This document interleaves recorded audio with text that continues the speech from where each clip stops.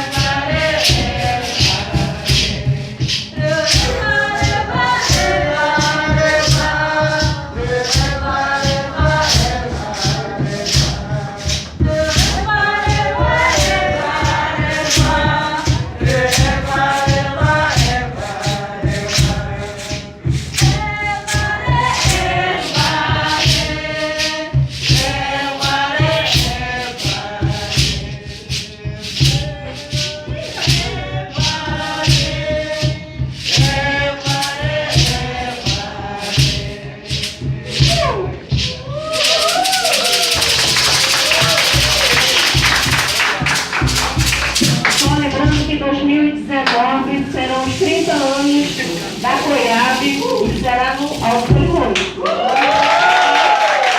A COIAB que vai ser no estado do Amazonas, no Alto Solimões, em comemoração dos 30 anos de criação da nossa grande organização indígena.